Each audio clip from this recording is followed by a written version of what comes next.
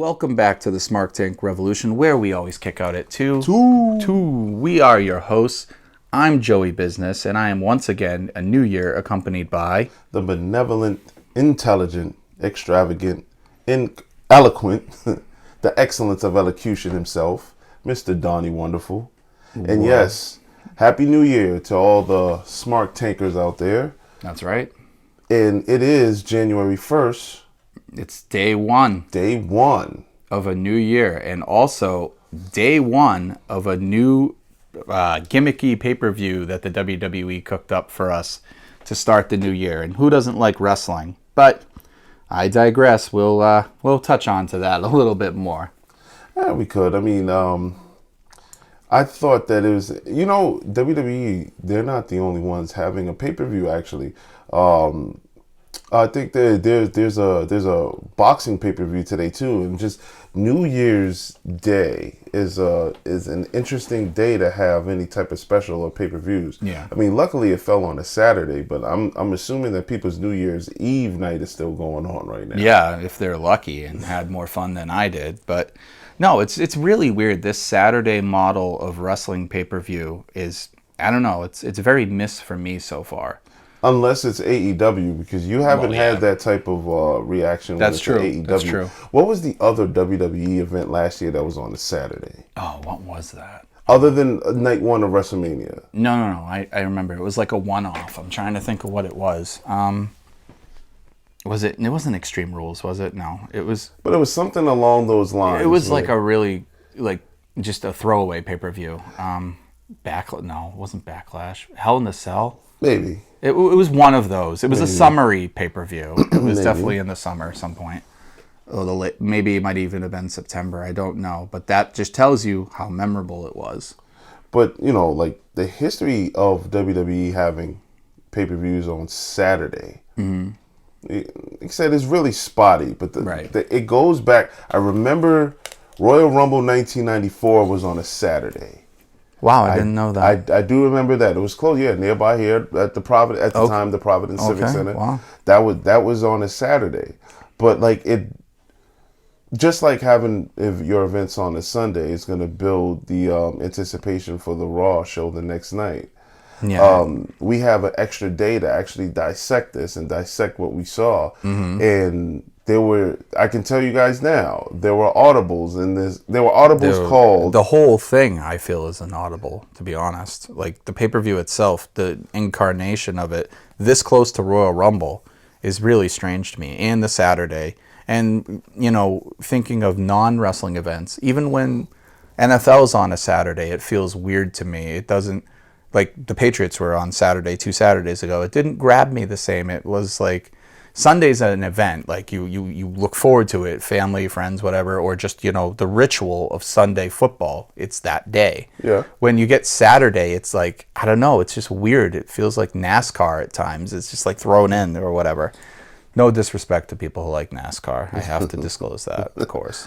Well, it just seems that New Year's specifically, I mean, like this weekend, or just New Year's in general, is really tailored to college football. Yeah. So that's what I, my brain was wrapped around. Like, hey, thank God it's on a weekend. Right. But still, bowl games. Yeah, like the last time I remember I don't even know. I'll have to look if it was actually New Year's Day. New Year's Revolution? But New Year's Revolution, when Edge won the title, was that New Year's Day? Or was it the weekend of New Year's? Because that would make sense too. Yeah, we would have to consult the machine but go back and honestly, find out. This caught me off guard that it's on New Year's Day. And so it's called Day One. They're like, oh, we don't want to reuse our pay-per-view names. We're going to throw a different coat of paint on it and make you feel like you're getting something new. But in all honesty, we were talking before the show, because that's what we do. It didn't feel any different than like a well-produced Raw.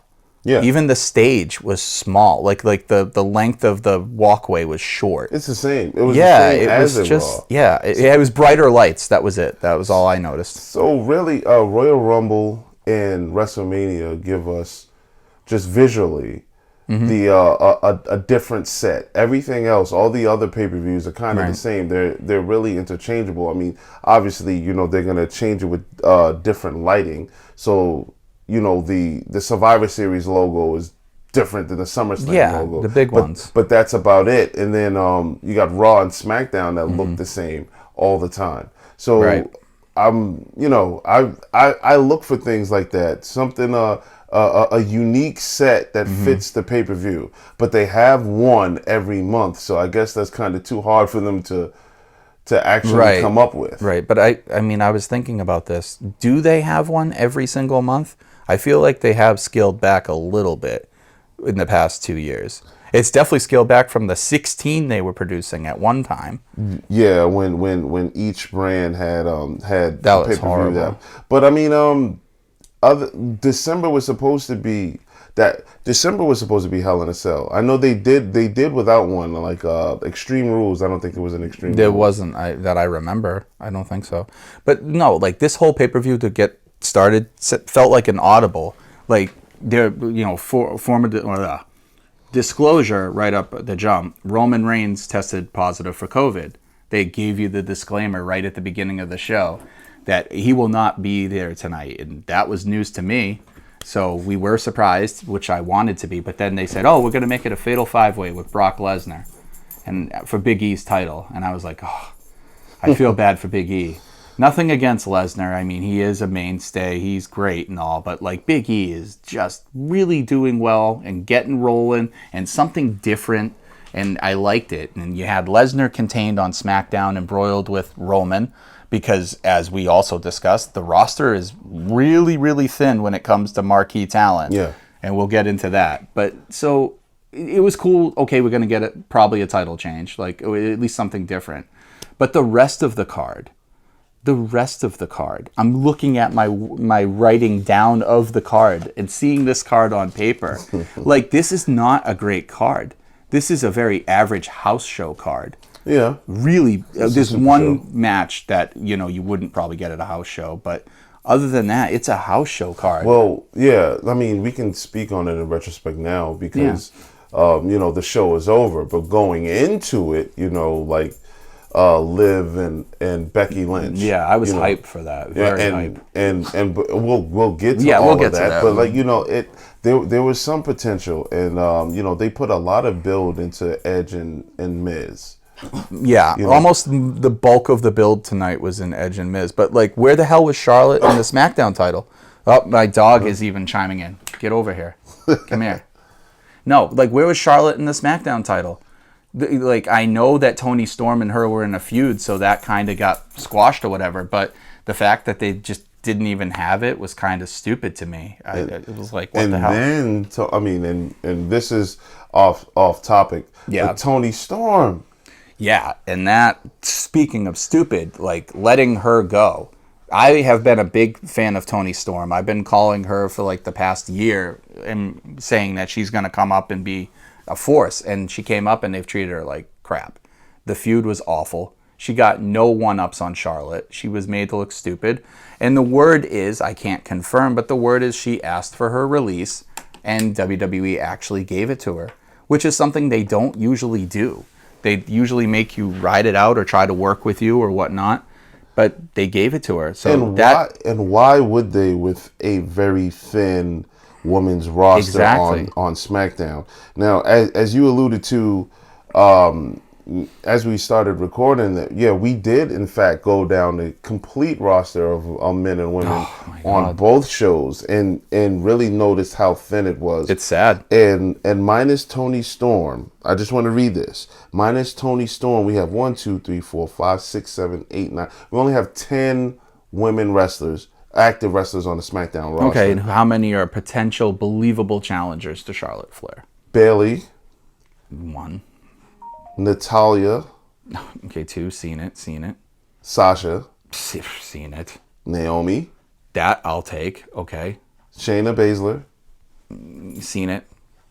Sonya Deville is on here as a... Yeah, but has she wrestled at all? I think she's had like one match, but I didn't see it. And that's the bulk of them. I mean, we still have Shotzi, Xia Li. Okay. I'm forgetting. Was it? I said Aaliyah. Okay, but it's so abrupt that they didn't even finish the feud. It's just boom, gone. Right. So now, like, what the hell do you do with Charlotte? And also, honestly, it seems like they're just feeding people to Charlotte and making her look good. She's not getting any, she's not getting any heat on anybody else that I've seen. Right. Every time I turn on SmackDown, it's Charlotte making somebody look like a fool. Well, here's the resolution to this problem. For the new year, here's the resolution. Naomi. With the pun intended. Completely shift away as we spoke off cam. Well, not on camera. Yeah. We spoke off air. Okay. Shift away with the brand split and consolidate the roster. Yeah. They're matches that we've seen before, dozens of times, but we haven't seen them in a long time. So if I go to the Raw roster, and I know like Charlotte just came off of Raw, That was so stupid. But like they switched Bianca Belair to Raw, which I was like, great. We'll get Charlotte versus Bianca. That's new. And then they were like, but no, we're going to switch Becky with her, who's feuding with her, and we're going to throw Charlotte on SmackDown. And I'm like, what the? Okay. Well, terrible. Okay, in that theory, I guess the safest thing to do would be to also consolidate the champions, and you need one unified undisputed champion. So right now, if they were to do that, it would clearly be Charlotte versus Becky, which typically delivers. Yeah, it would deliver after. Yeah, so it would deliver. So for the champions on both shows, they're safe. Okay. But like that's the best way that's the only way that I can see it happening because both rosters for both sets of champions. And we'll get to the Raw champion later, but like, especially for Roman. Roman is cleaned out this roster. He's wiped it out. And that's the reason why you're saying this run is now stale. Yes, I am. It's a new year, and I have a new point of view. As much as I love Roman, and I will praise this run for a very long time, it is probably the definitive WWE title run for me. In all honesty, it probably is. And I'm sure that caller is going to say so too. But, CM Punk's run, you can list, that was great, but it had moments that were really just bland and terrible. This run, for the most part, has been great all the way through. He's had great challenger after great challenger, one unexpected challenger that turned out to be really good, and it elevated Jey Uso and Jimmy. Like, it elevated them. But now, he's cleaned them out completely. Basically, he's cleaned out everyone on both rosters because he traveled across shows a couple times just to mess around with those people. You've got nobody for Roman Reigns other than Brock Lesnar that I see right now that's credible. Zero. We'll get back to that. Right. That's what's going to make this as interesting. So we will definitely get back to that. All right. You want to get to the show? We're going to get into the show.